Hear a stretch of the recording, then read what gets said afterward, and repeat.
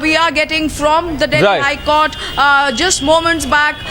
Bench comprising Honorable Justice Rohini and Justice Enlaw have passed this order, and for now the news is the High Court has refused to pass directions on the juveniles' extended stay as sought by the government inside the reform home.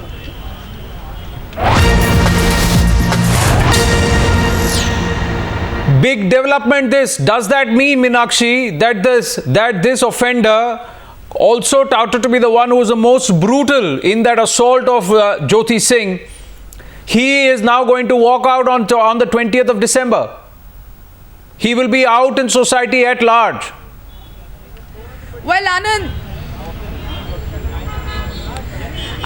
we are bringing to you the operative part of the judgment. The details are yet to emerge. Remember, Subramaniam Swamy will be on his way here shortly to brief the media about what transpired in court. But what we can confirm to our viewers this point in time is this, that the Delhi High Court has asked the Juvenile Justice Board to talk to this particular boy's family and has refused to keep him inside. Now, remember, we were also telling our viewers that at one point in time, the High Court had expressed concerns about how it can step in to curtail his liberty at this point in time, to which explanation was given to the High Court that it indeed can if it so wishes. But just moments back, this particular ruling coming in from the High Court, wherein the High Court has gone ahead and in a shocking development, Anand, refused to pass directions on Subramaniam Swamy's plea, which sought stalling of the release of this particular juvenile from the reform home. The High Court operative part of the order, Anand, we are bringing to you, wherein it is clear